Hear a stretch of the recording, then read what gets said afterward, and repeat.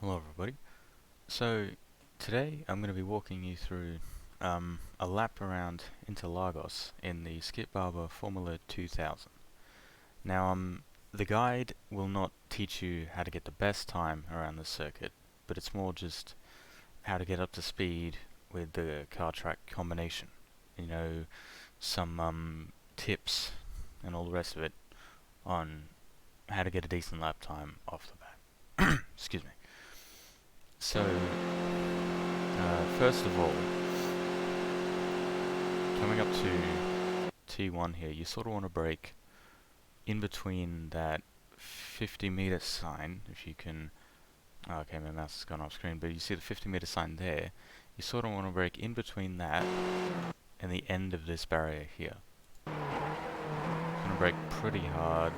I'd say carry the brake a fair bit towards the corner and go down to third gear as you come up, and then yeah, just go on through.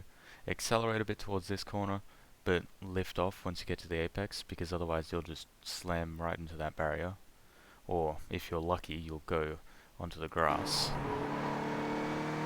And one of the things about this track is, and it's one of the reasons why I really like it, is that the curbs, a lot of them, if not all of them, are very flat and very usable, which is great because a lot of tracks nowadays, they have curbs that they're just so inclined you can't really use them.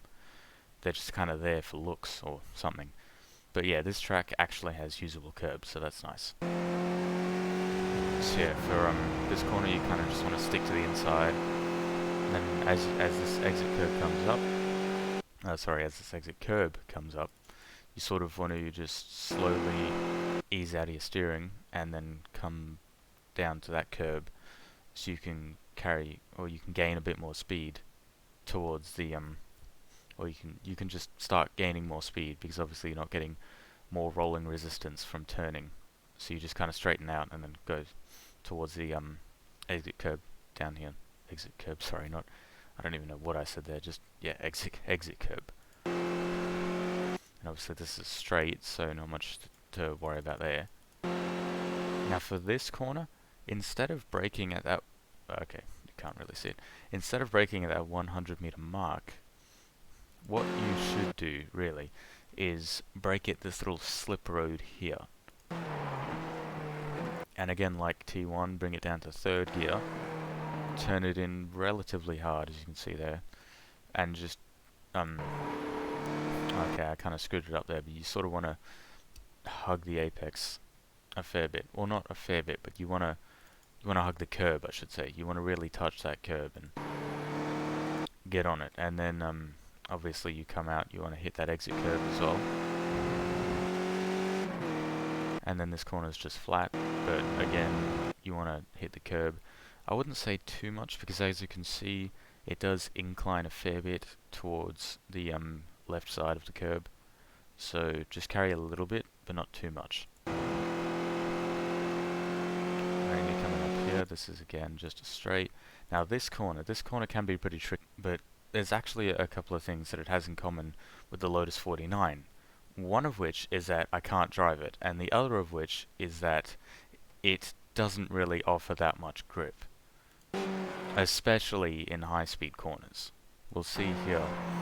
You can see there, you can hear it as well, but the car's like sort of getting that bit of understeer as you come through. But you sort of want to just lift off as you go towards the corner. I feel like I lifted off a little early there, but you just sort of want to turn in, touch the apex or touch the curb if you want, but it might offset the car. It's hard to say. I mean, personally, I don't really ever use that curb, but you can give it a try.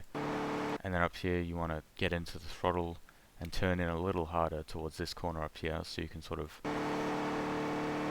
hug the apex side or the inside around there, and then come up. Don't worry about touching the outside curb.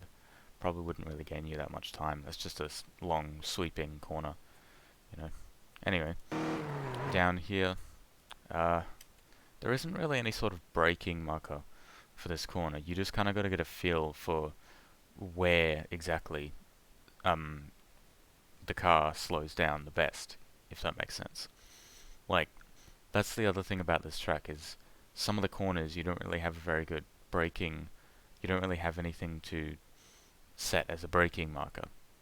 Like, aside from the very minute things that you probably wouldn't be able to see when you're actually in the cockpit of the car. But yeah. So basically, you just kind of play around with it and see where you can brake to actually slow the car down for that corner. And then go down into second. You could use first, but realistically second, there's enough power and torque there to get you through if you just use second. And then usually you'd carry a fair bit of curb there.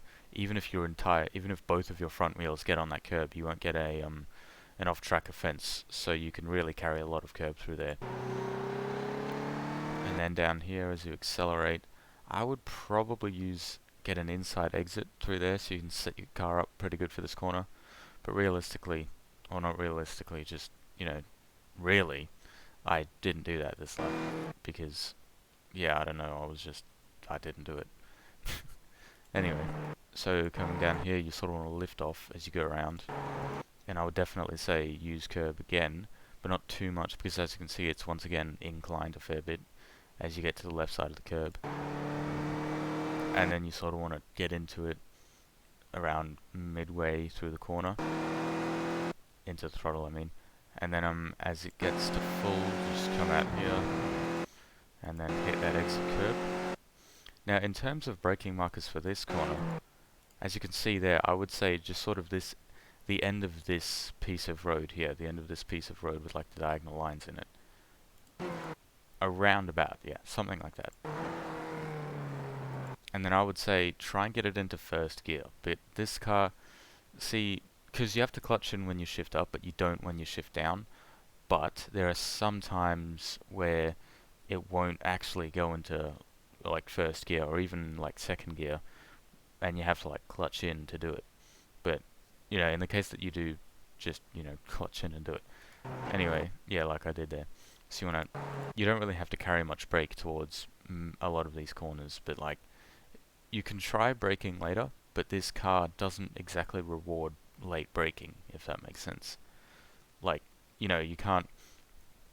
This is a car you have to be very precise in, or not. Well, yeah, precise and careful and cautious. So like, if you brake really deep into the corner and you really turn it in hard, the car's not going to really reward you. It's not going to go very fast. You're just kind of going to get a lot of understeer, and the tires are going to be squealing for help, and you're just it's not going to be fast. So one definite tip for this car, and really just any track, not necessarily just this one, but any track you drive it on, you really want to be careful until you can sort of figure out where that limit is of the car, if that makes sense. But anyway, let's continue going. And once again, like that corner, sort of after those two consecutive fast corners, you can just take a lot of curb. And then again, you want to sort of come towards the outside and just I'd say you can just go completely flat through this corner, so not really much to worry there. But again, obviously, use a bit of curb. And then this is another corner where it's like you don't really have a point to brake. But like that little patch there, like maybe a little bit after that, maybe. But obviously, when you're in the cockpit, it's kind of hard to see that, so I don't know. Once again, you just kind of got to get a feel for it. And then bring it down to second. That curve there, it's a little bit narrower than a couple of the other ones, and it is again a bit more inclined, so it does bounce you up a little bit, but you can still use it. And then you can use a fair bit of the exit curve as well. And then up through this section it's just flat, but I would definitely say hug the inside of this first bit here. You don't really need to use that curve, I just did because I was a little too far to the inside. And then you sort of want to come out, like when you can start to see that curb up there, when you can start to see it ending, you sort of just start coming out towards the outside for this straight section here. And then I turned in a fair bit early there, but like I would say a few car lengths after that DRS sign, you'd want to start, maybe like several car lengths. You'd want to start turning into that corner there, because realistically, you don't really like the only thing you know for that corner is when to turn in to get the most speed out of it. Sorry. So yeah, just go through there, because obviously it's flat, so very simple corner. And yeah, that's a lap. So I hope this video was helpful, and well, good luck with any events that you will be doing in this car. And yeah, let me know if, I don't know, you found something in this video that's like, oh, that's actually wrong or something. Let me know. I'm not the smartest, so I could be wrong about anything here. This is just, it's just my ideal approach to doing a somewhat decent lap around this track. Anyway, yeah, thank you for watching, and I'll see you next time. Bye bye.